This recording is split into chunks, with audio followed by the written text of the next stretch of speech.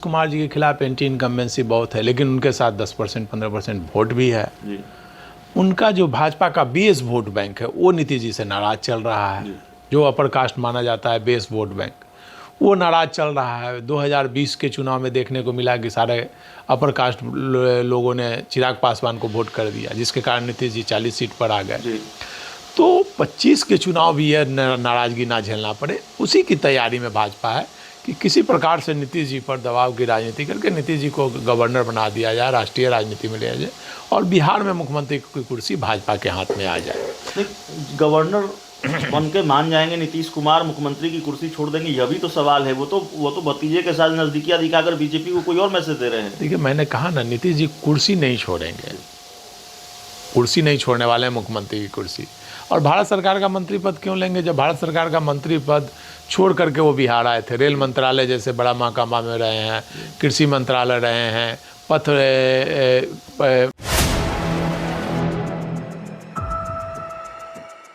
नमस्कार, आप देख रहे हैं 4 PM और मैं हूं अभिषेक मिश्रा। देखिए, बिहार के कुछ हालिया घटनाक्रमों पर बात होगी। हमारे साथ बिहार के senior journalist Santosh Kumar sir हैं और जाहिर तौर पर जिस तरीके से बिहार विधानमंडल के शीतकालीन सत्र के दौरान नीतीश और तेजस्वी के बीच नजदीकियां दिखी, चाचा और भतीजे के बीच सौहार्दपूर्ण वातावरण में बातें होते दिखी, इशारों में भी बहुत कुछ हुआ। क्या ये संयोग है, सिर्फ संयोग है, या बिहार की संभावित तस्वीर है, बिहार की संभावित तस्वीर है आने वाले दिनों की? इस पर बातचीत करेंगे और कई दूसरे सवालों पर भी बातचीत होगी। सर, सबसे पहले विधानमंडल के शीतकालीन सत्र के दौरान जो कुछ भी हुआ, और एक दिन नहीं हुआ, 2-2 दिन हुआ, नीतीश कुमार तेजस्वी का हाल पूछते हैं, तेजस्वी यादव नीतीश कुमार की बंडी की तारीफ करते हैं, दूसरे दिन फिर तेजस्वी यादव से नीतीश कुमार पूछते हैं कहाँ थे, वो बताते हैं कि नहीं भाई, हम तो आ गए, रांची हमको जाना है। ये सिर्फ संयोग है या फिर भारतीय जनता पार्टी को भी कुछ बताना चाहते हैं नीतीश कुमार कि अभी उतनी दूरियां नहीं बढ़ी हैं, आप अपना खेल बंद कीजिए?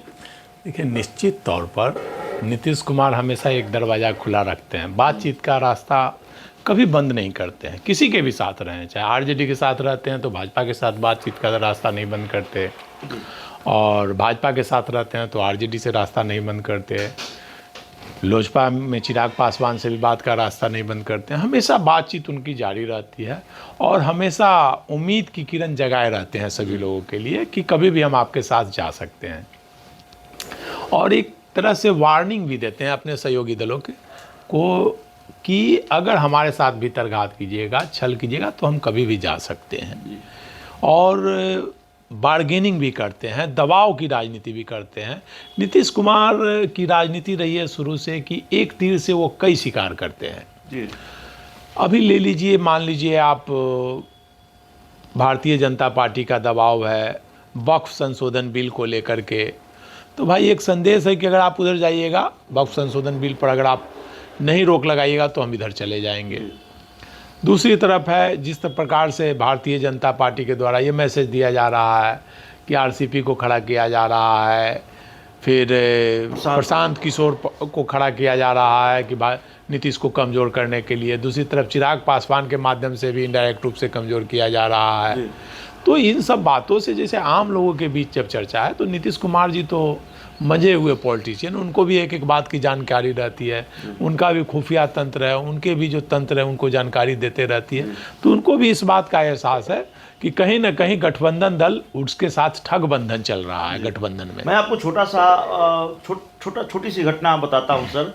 2 दिन पहले जेडीयू के पूर्व एमएलसी रामेश्वर महतो ने जेडीयू से इस्तीफा दिया, और पर्दे के सामने, कैमरे के सामने तो सहयोगी दल के नेता नहीं थे, लेकिन जहां ये प्रेस कॉन्फ्रेंस हो रहा था जिस होटल में, और रामेश्वर महतो देवेश चंद्र ठाकुर जो जेडीयू के सांसद हैं उन पर हमलावर हो रहे थे, इस्तीफे की घोषणा कर रहे थे, उस प्रेस कॉन्फ्रेंस, उस होटल में सहयोगी दल के कई नेता मौजूद थे सूत्रधार की भूमिका में। रामेश्वर महतो ने जेडीयू को झटका दिया या जेडीयू को झटका लगा रामेश्वर महतो के रूप में, तो सूत्रधार की भूमिका में सहयोगी दल के कई नेता वहां मौजूद थे, उस होटल में मौजूद थे।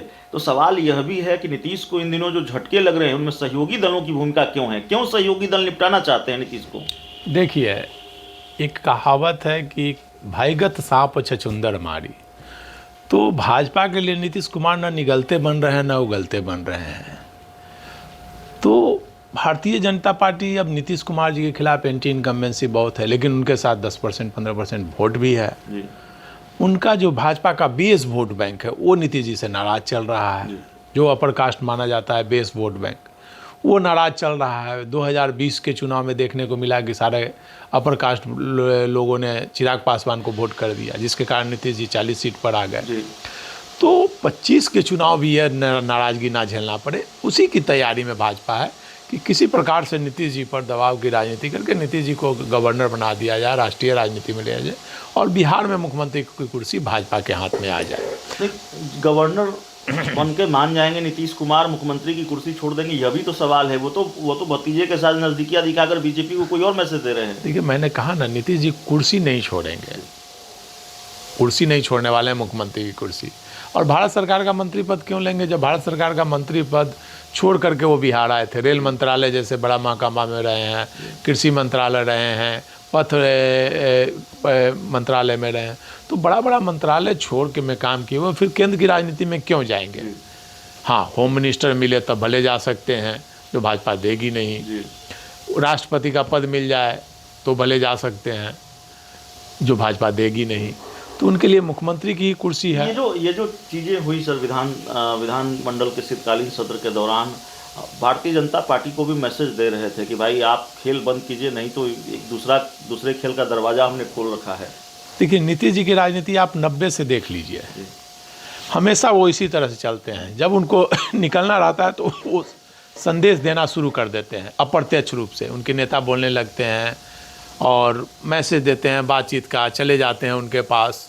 तो इस तरह से वो संदेश देते हैं। जैसे भाजपा में जाना था तो भाई भाजपा के नेताओं से नज़दीकियाँ, भाषण में बोले कि भाई इन लोगों से हम अलग थोड़ी हैं, इन लोगों के साथ ही हैं।